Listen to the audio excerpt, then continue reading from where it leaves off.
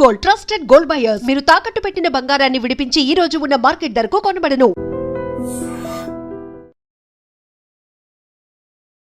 Hi hello నమస్తే, welcome back to iDream media. ఈరోజు మనతో ఉన్నారు హైకోర్టు అడ్వకేట్, అలాగే ఇమిగ్రేషన్ కన్సల్టెంట్ అయిన H1B వీసా కన్సల్ట్ సంబంధించిన పూర్తి వివరాలు ఇవ్వడానికి పృథ్వీ గారు ఉన్నారు. సార్తో మాట్లాడదాం. Hi sir. Hi Virat. Sir, current situation of NRI, అమెరికాలో ఉన్న ఎన్ఆర్ఐ సిచ్యువేషన్ ఎలా ఉందంటే అమెరికాలో ఉండలేరు, ఇటు ఇండియా రాలేరు అన్న విధంగా ఉంది. ఎందుకంటారు? అసలు ఏం జరుగుతుంది అక్కడ రైట్ నౌ? ఇప్పుడు అమెరికాలో ఉండేవాళ్ళు పర్మనెంట్ రెసిడెన్సీ కానీ, అక్కడ ఉండేటువంటి రెసిడెన్సీస్, అక్కడ ఉండేటువంటి గ్రీన్ కార్డ్ హోల్డర్స్ కానీ, అక్కడ సిటిజన్షిప్ గురించి కానీ మనం పెద్ద వరి అవ్వాల్సిన అవసరం లేదు. వాళ్ళకి ఆల్రెడీ సెటిల్డ్ దేర్. అక్కడ వాళ్ళని ఏమీ టచ్ చేసేటువంటి ఆస్కారం ఉండదు. మనకి ప్రాబ్లం వల్ల ఎవరికి వస్తుందంటే H1B వీసా మీద వెళ్ళిన వాళ్ళ దగ్గర వస్తే ప్రాబ్లం. H1B వీసా వాళ్ళు వెళ్ళే వాళ్ళకి, అక్కడ ఆల్రెడీ ఉన్న వాళ్ళకి ప్రాబ్లం వస్తుంది. ట్రంప్ ఉద్దేశం ఏంటంటే ముందు అక్కడ ఉండేటువంటి ఎంప్లాయీస్కి, H1B వీసా ఎంప్లాయీస్కి శాలరీలు పెంచేస్తాడు ఫస్ట్. అంటే ఉన్నటువంటి $1,20,000 పర్ యానం US డాలర్స్లో వచ్చేటువంటి ఎంప్లాయీస్ ఎవరైతే ఉన్నారో వాళ్ళకి ఒక్కసారి శాలరీ పెంచేస్తాడు. అంటే $1,20,000 నుంచి $1,40,000, $1,50,000 చేస్తాడు. తన ఉద్దేశం ఏంటంటే ఈ $150,000 జీతం శాలరీ తీసుకోగలిగినటువంటి వాళ్ళు మాత్రమే అక్కడ ఉండాలి. ఓకే. మిగతా వాళ్ళు with in short term they have to వాళ్ళు పెట్టి బేడా సర్దుకుని ఇండియాకి వెళ్ళిపోవటమే. ఇక్కడి నుంచి వెళ్ళేవాళ్ళు కూడా ఆ $150,000 రిక్వైర్మెంట్ ఉన్న వాళ్ళు మాత్రమే అక్కడికి వెళ్ళాలి. అంటే మనకి వీసాస్లో, H1B వీసాస్లో వెళ్ళేవాళ్ళు 2 రకాలు ఉంటారు విరాట్. ఒకళ్ళు ఏంటంటే కంపెనీ స్పాన్సర్ ఉంటాడు. అంటే ఏదో కంపెనీ, అతను ఎక్కడో పని చేస్తున్నాడు, ఆల్రెడీ తన ఒక కంపెనీలో పనిచేస్తున్నాడు అనుకుందాం. వాడిని అక్కడికి పిలుచుకెళ్ళేటువంటి ప్రాసెస్, అంటే కంపెనీ టు కంపెనీ తీసుకెళ్ళేటప్పుడు వాడి యొక్క రిక్వైర్మెంట్ ఉండేటప్పుడు తీసుకెళ్లే వాళ్ళకి పెద్ద ఇబ్బంది ఉండదు. కన్సల్టెంట్స్ ద్వారా వెళ్ళేటువంటి వాళ్ళు ఉంటారు. కన్సల్టెంట్ ద్వారా ఏంటంటే ఆల్రెడీ అక్కడ ఎవడో ఎంప్లాయ్మెంట్ నిన్ను పిలుస్తారు, నువ్వు ఫేక్ ఎక్స్పీరియన్స్లు పెట్టుకో, లేకపోతే ఏదో పెట్టుకో, ఏదో రకంగా అక్కడికి వెళ్ళిపో అనే వాళ్ళకి మాత్రం ఇది గడ్డుకాలం. ఆల్రెడీ అక్కడ ఈ 2 రకాలుగా వెళ్ళే వాళ్ళు, వెళ్ళిపోయిన వాళ్ళు ఉంటారు కదా అక్కడ, వాళ్ళకి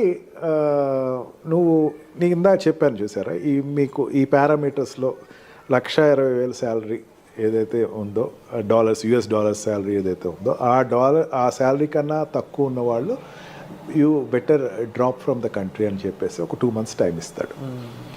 ఆ 2 months టైం దేనికి ఇస్తాడు? Search for a new job. వాడికి సర్చ్ చేసినా సరే వాడికి అక్కడ రావాల్సిన $1,20,000 శాలరీ తోటి ఉండేటువంటి ప్రమాణాలతో ఉండేటువంటి కంపెనీలో జాయిన్ అవ్వాలి. Otherwise you have to come back to India. Nothing, అక్కడ ఎంప్లాయీ ఎవరంటే it's nothing A contract labour. ఇక్కడ నుంచి కాంట్రాక్ట్లో అక్కడికి వెళ్తాడు. 6 months to 2 years కాంట్రాక్ట్లో వెళ్తాడు. వెళ్ళిన తర్వాత రెగ్యులరైజ్ అవ్వడం, అంటే వాడు అక్కడ ఉండేటువంటి what we call green card కానీ, అక్కడ రెసిడెన్సీ పర్మిషన్ కానీ రాదు వాళ్ళకి. వాళ్ళు ఇంకా గాల్లోనే ఉంటారు. అసలు రెసిడెన్సీ పర్మిషన్ రావాల్సిన వాళ్ళు ఇంకా 60 లక్షల మంది ఉన్నారట అక్కడ. ఇంకా 60 లక్షల మంది ఉన్నారు. ఓకే. వీళ్ళందరికీ ఎప్పుడు రాను, వాళ్ళు 3 phases వైజ్గా వస్తుంది. వాళ్ళకి ఫేస్ వైజ్గా రావాల్సి ఎప్పుడు వచ్చిన వీళ్ళకి, I'm not talking about Indians, world వైజ్గా ఉండేటువంటి అక్కడ US ఉన్న వాళ్ళు 60 లక్షల మంది. వీళ్ళందరికీ రావాలి. అక్కడ ఉండే గ్రీన్ కార్డ్ రావాలి. గ్రీన్ కార్డ్ తర్వాత సిటిజన్షిప్ అప్లై చేసుకుంటారు. గ్రీన్ కార్డ్ రాకుండా ఉండి H1B వీసా మీద ఉన్నవాళ్ళు అక్కడ ఉన్నవాళ్ళు, వాళ్ళలో చాలామంది లెస్ దాన్ $1,60,000 మాత్రమే ఉన్నవాళ్ళు ఉన్నారు. $1,60,000 పైన ఉండేటువంటి వాళ్ళు జనరల్గా సాఫ్ట్వేర్ కంపెనీలో ఉండేవాళ్ళు. మనకి ఏంటంటే సాఫ్ట్వేర్ కంపెనీ ఒకటే అనుకుంటే కనపడతాయి, ఇంకా చాలా సెక్టర్స్ ఉంటాయి. ఆ సెక్టర్స్లో ఉండేవి అక్కడ ఆల్రెడీ USలో లాంచ్ అయిన వాళ్ళు ఉన్నారు.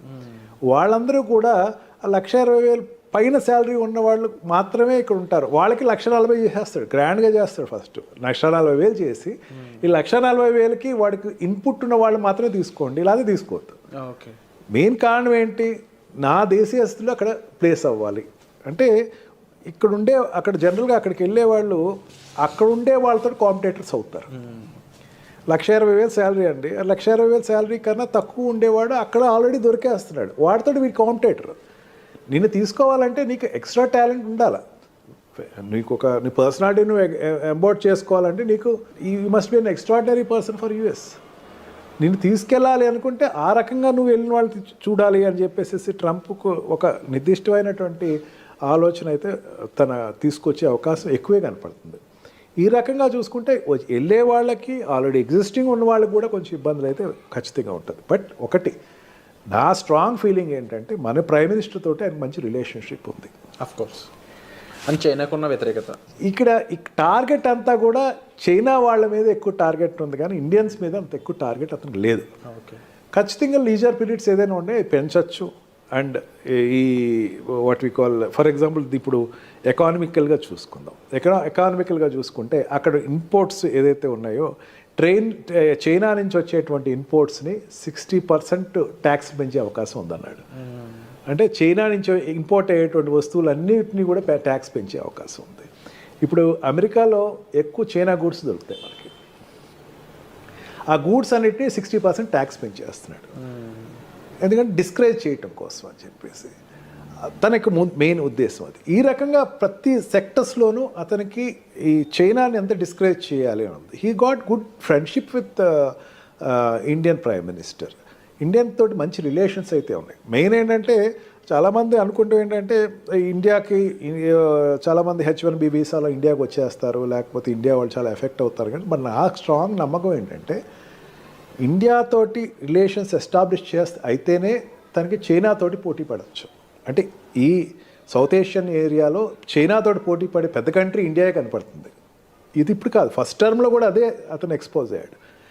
ఈ రకంగా చూసుకున్నా సరే ట్రంప్ ఉండేటువంటి తన పాలసీస్ అన్నిటినీ కూడా ఇండియా వైజ్కి వచ్చేసరికి కొంచెం లీజర్గా కొంచెం లీనియంట్గానే చూడొచ్చు. అందుకని అంత డ్రాస్టిక్గా మనకేం నష్టం రాకపోవచ్చు. బట్ వన్ థింగ్, కన్సల్టెంట్స్ నుంచి వెళ్ళే వాళ్ళు కాస్త జాగ్రత్తగా ఎక్కువ చూసుకుని ఫేక్లు తక్కువ పెట్టుకుని, ఫేక్లు కాకుండా ఒరిజినల్గా మీరు ఉండేటువంటి మీ ప్రజెంటేషన్ ఉంటే కనుక they will get benefited of it. Already అక్కడ ఎగ్జిస్టింగ్ ఉన్నవాళ్ళు కూడా ఇమీడియట్గా మళ్ళీ ఇంకో కంపెనీలో జాయిన్ అయ్యి ఇమీడియట్గా దాన్ని అతను what we call lean period ఏదైతే ఉందో ఆ పీరియడ్ నుంచి బయటకు వచ్చేసి వెంటనే ఇంకో దానికి ఎంప్లాయ్మెంట్ అప్లై చేసుకుని షిఫ్ట్ అయితే బెటర్. అదర్వైజ్ ఒక రోజు ఏదో ఒక రోజు ఒక పరిస్థితి వస్తుంది, where you have to come out of the country. But one thing, consultants నుంచి వెళ్ళే వాళ్ళు కాస్త జాగ్రత్తగా ఎక్కువ చూసుకుని ఫేక్లు తక్కువ పెట్టుకుని, ఫేక్లు కాకుండా ఒరిజినల్గా మీరు ఉండేటువంటి మీ ప్రజెంటేషన్ ఉంటే కనుక they will get benefited of it. Already అక్కడ ఎగ్జిస్టింగ్ ఉన్నవాళ్ళు కూడా ఇమీడియట్గా మళ్ళీ ఇంకో కంపెనీలో జాయిన్ అయ్యి ఇమీడియట్గా దాన్ని అతను what we call lean period ఏదైతే ఉందో ఆ పీరియడ్ నుంచి బయటకు వచ్చేసి వెంటనే ఇంకో దానికి ఎంప్లాయ్మెంట్ అప్లై చేసుకుని షిఫ్ట్ అయితే బెటర్. అదర్వైజ్ ఒక రోజు ఏదో ఒక రోజు ఒక పరిస్థితి వస్తుంది, where you have to come out of the country. Sir తప్పకుండా ఈ పరిస్థితులు అనేవి ఏ విధంగా వెళ్ళబోతున్నాయని చూడాలి. దీనికి సంబంధించి మీకు ఎటువంటి హెల్ప్ కావాలన్నా సరే డిస్ప్లే అవుతున్న నెంబర్స్ కాల్ చేసి సార్ని మీరు కన్సల్ట్ చేయొచ్చు. Thank you so much.